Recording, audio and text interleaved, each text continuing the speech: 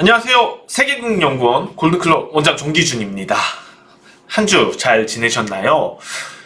여러 가지 일들이 있었습니다. 특히 우크라이나 사태, 러시아가 우크라이나를 침공을 했습니다. 이에 따라서 시장이 요동을 쳤습니다. 국내 증시 동향을 먼저 살펴볼 텐데, 특히 코스닥 같은 경우가 변동성이 상당히 컸어요. 코스닥 시장은 성장주가 많기 때문에, 성장형 종목이 많기 때문에 언제나 이슈가 있을 때 변동이 크게 나타납니다. 오늘은 3% 가깝게 폭등을 했죠. 그렇지만은 어제는 또 무시무시하게 떨어졌습니다. 지수 보시는 것처럼. 지금 녹화 금요일입니다. 자, 시장이 이렇게 불안한 요인들이 지난번에 투자 전략에서 이거 뭐만 나오면 다 악재냐, 조금씩 계속해서 어떤 소식들, 국내외 어떤 소식들이 나왔고, 그 소식에 대해서 대부분 악재로 해석을 해서 시장에 반영을 했었어요. 이미 우리가 저점이라고 인식했던 그 시점이 있죠. 바로 1월 28일입니다. 1월 28일 날 저점이라고 강하게 인지를 하고 있었지만, 그 이후에 어떻습니까? 계속해서 악재가 나오면서 제대로 된 본격적인 반등을 만들어주지 못했습니다. 우크라이나 관련돼서 원자재 가격 올라가고 또 인플레 우려가 다시 불거지게 되고, 계속 그것과의 싸움, 가끔 또 미국에서는 실적 악화 문제도 나오고, 갈만하면은 또 터지고, 결정적으로 목요일날 실제로 러시아가 우크라이나를 침공, 여기서 우려했던 건 뭐죠? 여기서 가장 크게 우려했던 거는 세계 3차 대전으로 번지면 어떡하나?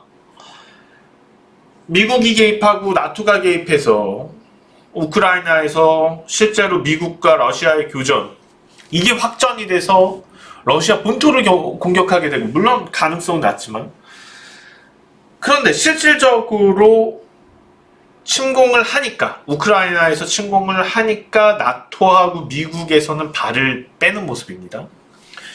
이렇게 되니까는 안도의 상승이 나타나는 거죠. 안도의 상승이 오히려 전일 있었던 우크라이나를 침공했었던 급락세를 모두 다 회복을 시키는 거고, 나스닥 보시겠습니다. 나스닥 어제 어마어마했어요. 자, 이런 폭락이 나타났었는데, 자, 이틀 동안에 이런 폭락을 다 만회를 했죠. 결과적으로 종가를 보자고요. 종가를 따졌을 때 28일 날 있었던 저점보다 위에서 끝났습니다. 그러니까 지난주까지 투자 전략에서 제가 말씀드렸던 부분은, 어떤 소식이 나오면은 모두 다 악재로 반영을 했었다. 이제 이 사건으로 인해서 종결됐다. 이제는 반대. 어떤 소식이 나와도 시장은 아마도 호재로 반영할 거다. 자, 어떻게 보면은 학습 효과가 존재를 했을 가능성 당연하죠. 학습 효과 뭐죠? 여러분들, 과거의 어떤 경험들을 반영을 해서 반복시킨다. 항상 어떤 전쟁과 지정학적 어떤 리스크가 폭발했을 때, 그때 순간 급락을 하고 시장은 빠르게 올라온다는 거죠. 그 학습 효과도 그대로 나타난 거고, 실질적으로 너무 큰 우려를 했던 부분, 가장 큰 우려, 이거는 진짜 좀 심각할 수 있었거든요. 나토하고 미국이 러시아하고 실제로 우크라이나에서 교전을 한다? 그런데 그럴 가능성이 낮은 걸 알고 푸틴이 공격을 했겠죠. 로비를 했거나 실제로 뭐 나토 수장들 찾아다니면서 뭐 어마어마한 뭔가를 바치면서 그렇게 했을 수도 있고, 충분히 가능한 사람이잖아요. 그런 로비가 있었을 수도 있고, 아니면은 분명히 어떤 소식통이 미국에서 러시아가 어떻게 할 건지 다 알고 있듯이 러시아에서도 다 알고 있을 거고, 파악을 해서 공격 안 할 거다, 100% 공격 안 할 거다 쳐들어가도 알고 들어갔겠죠. 그래서 우크라이나 리스크는 끝났다고 보시면 될 것 같습니다. 그럼 그 리스크가 끝났다면은 이제 시장은 본격적인 반등으로 갈 가능성이 매우 높아졌고, 아까 말씀드린 것처럼 시장에 어떤 얘기들, 이슈거리들이 발생했을 때 악재보다는 호재로 해석할 거라는 겁니다. 대표적인 부분이 이렇게 되다 보니까는 긴축 속도 늦추나 라는 긍정적인 소식들, 기대들이 시장에 나왔죠, 벌써. 자, 이런 상황에서는 이제 이후의 흐름들을 미리 계산을 해서 가야지 됩니다. 당장의 흐름만 놓고 가서는 안 된다는 겁니다. 무슨 얘기냐 하면, 오늘 많이 오른 종목들, 금요일날 많이 오른 종목들 뭐예요? 우선은 뭔가 이제 큰 이슈거리들이 있었다, 호재가 있었다, 뭐 그런 종목들이 있을 것 같고, 그 다음엔 뭐죠? 낙폭 과대주. 오늘 상한가 친 종목들은 이제 개별적인 이슈라든지 이런 게 있었고, 자, 그거 제외하고 일단 뭐 CS 베어링 같은 경우에는 오늘 대체 에너지주들이 좀 강하게 올랐는데, 대체 에너지주들 그동안에 오랜 기간 동안 조정이 컸죠. 낙폭이 컸죠. 그러니까 대체적으로 오늘 이렇게 보시면은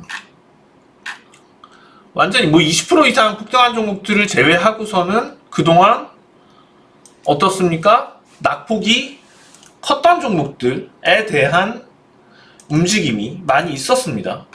그런 부분들의 상승.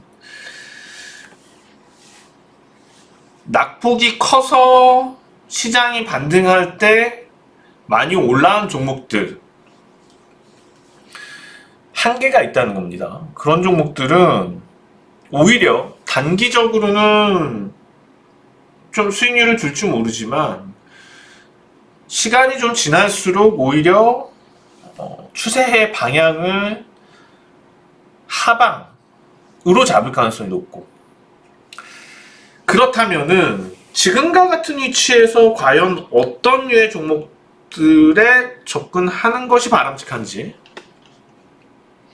가장 좋은 건 그거예요. 가장 좋은 거는 이번에 시장이 급락하기 이전부터 반등을 하고 있었던 종목들, 바닥권을 이미 다지고서, 그런 종목들은 저는 계속 좋을 것 같아요. 먼저 이제 바로 뽑으면 페노션인데,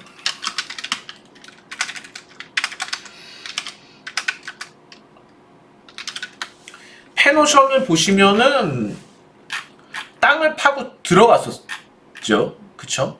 뭐 시장이 저점이 나오는 그 시기에 저점을 보였었고, 그렇지만은 그 저점 이후에 지금 그려지는 걸 보시면은 이 저점 이후에는 상당히 강한 탄력적인 반등을 했어요. 지수하고 빗대어서 볼 텐데, 지금 코스피인데, 자, 페노션은 이렇게 갔었는데 코스피 지수는 꺾여 있죠.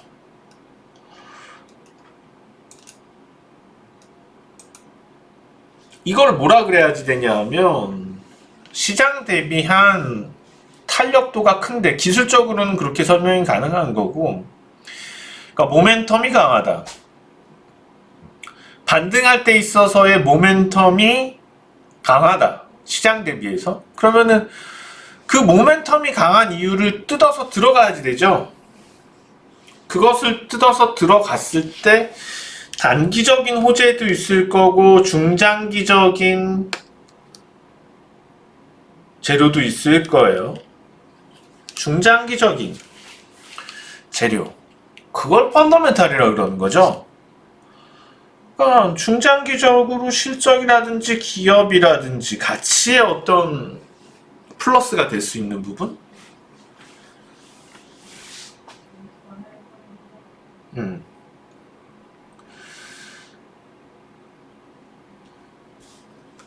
우리가 주식을 하면서 멀리 보지 못함에 의해서 수익이 나지 않는 경우가 대부분입니다. 당장 계좌에서 마이너스 10%가 넘어가게 되면 불안. 위안을 삼는 건 물타기. 개인 투자자들이 망가지는 제일 법칙인 것 같아요.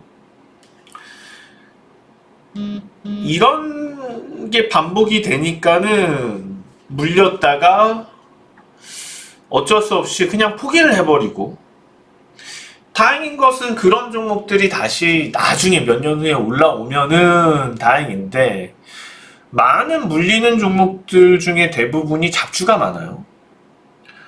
제가 표현이 잡주라고 하지만은 성장성을 많이 품고 있는 종목들. 그러니까 여러분들도 그런 한 단기적인 시대의 어떤 로봇 관련이라든지 정치인 누구 관련이라든지 뭐 메타버스 관련, NFT 관련, 그거는 사실 그때만 요리를 해 먹을 수 있는 거거든요. 그때 못 먹으면은 손절 치고 나와야 되는데 오히려 물타기를 하는 거죠. 시각을 너무 바로 앞에만 보고 하기 때문인데, 계속 우리는 한 발 더 멀리, 한 걸음 더 멀리 보면서 해야지만 많은 수익을 얻을 수가 있어요. 지금 그런 차원에서 보자는 건 거죠. 어떤 종목들에 접근해야 되는지. 자, 오늘 페노션이 떨어진 이유는 그거죠. 시장이 약할 때 올랐어요. 시장이 급락하는데도 불구하고, 시장이 부진한데도 불구하고 올랐어. 이런 종목에 있어서 일시적으로 경계 매물이 나올 수 있죠. 그렇지만은 장기적으로 보면은 안 좋을 때도 올랐다는 건 모멘텀이 좋다는 거고, 시장이 정상적으로 악재들 소화됐고 정상적인 궤도로 흘러간다면 이런 종목들이 결과적으로는 탄력적으로 더 갈 수 있다는 겁니다. 자, 이런 차원에서 제가 지금 말씀드리는 거는 시가총액 상위 종목이지만, 시가총액이 높지 않은 종목들에서도 이런 류의 종목들, 제가 오늘 소개시켜드리는 종목들의 분위기를 닮은 종목들은 들어가셔도 좋습니다. 다음 하이닉스. 너무 대표적이라고 할 수 있을 것 같아요. 미리 시장 대비해서 미리 많은 조정을 거쳤고,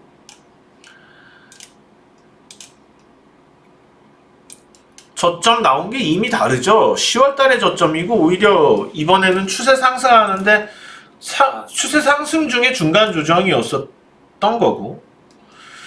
자, 지수 대비해서 비교해서 보세요. 완전히 다른 흐름이죠. 지수 대비해서. 그러면 이러한 류의 종목들도 실제로 오히려 시장이 강할 때 더 탄력적으로 갈 수가 있고, 그러니까 정상적인 수급 상황일 때입니다. 오늘 같은 경우에 반등은 미미했지만은 정상적인 시장 궤도에 오르면은 오히려 이런 거는 전고점 뚫고 시장을 주도해서 갈 수도 있는 종목입니다. 그래서 SK 하이닉스처럼 상승 추세를, 시장과 다르게 상승 추세를 이미 만든 종목들이 당장은 아니지만 한 발 먼저 생각한다면 이런 종목들 괜찮다는 거고, KB금융, 그 다음에 오히려 시장이 이렇게 되면서 좀 많이 올랐었다는 점에서 시장 대비해서 시장이 꺾일 때 오히려 KB금융은 인플레 수혜주로 추세 상승을 했었죠. 그러다 보니까는 최근에 또 조정이 깊게 나타났고 오늘까지도 이런 흐름이 있었습니다. 그렇지만 시장이 역시 정상 궤도에 오르면 이런 종목들은 붙을 수밖에 없는 거죠. 어떻게 보면 기회인 거죠. 이런 타이밍에. 뭐 기사는 진축 속도 늦춰주냐는데 당연한 건 지금 그러면은 양적 완화를 할 건 아닌 거잖아요. 기조 자체는 긴축이죠. 이런 것들을 판단해서 본다면은 오히려 KB금융 지금처럼 시장에서 오늘 시장에서 소외될 때 이럴 때 저가 매수하는 게 바람직하다는 겁니다. 그 다음에 메리츠증권. 메리츠 관련주들이 어때요? 시장 대비해서 상당히 괜찮았었죠. 근데 오히려 시장이 하락할 때 오르니까는 시장이 최근 들어서 저점, 지난달 저점을 찍은 이후에 어떻습니까? 지난달 저점 이후에는 오히려 지지부진해졌었죠. 그렇지만 오히려 지금 이렇게 눌려있을 때 이러한 종목들이 추세를 지켜서 시장 주도적인 역할로 갈 수 있다는 겁니다. 그 다음에 자주 강조드린 종목 같은데 H&M. 이건 뭐 페노션하고 같은 맥락입니다. 페노션과 같은 맥락. H&M 그렇게 보시면 될 것 같고요. 마지막으로 현대글로비스. 현대글로비스도 어땠어요? 시장 대비해서 분위기가 좋았었죠. 이런 종목들이 추세를 돌려놓으면서 갈 수 있다는 거죠. 다시 말씀드리지만 시가총액 100위 안에 있는 종목들 중에서 본 거고 시가총액 100위 밖에는 이미 1900개 종목이 있습니다. 코스닥 코스피 합쳐서 다 보셔야죠. 그런 종목들 한번 잘 보시고 이런 류의 종목들로 포트폴리오를 지금 짜 나가신다면 성공적인 투자, 3월 성공적인 투자를 하실 겁니다. 자, 오늘은 여기까지 좀 녹화를 하도록 하겠고요. 다음 시간에 시장이 많이 좀 괜찮아져 있을 것 같습니다. 많이 올라 있을 것 같습니다. 그렇게 되겠죠. 다음 주에 아주 기쁜 마음으로 다시 찾아뵙도록 하겠습니다. 지금까지 정기준 원장이었습니다. 고맙습니다.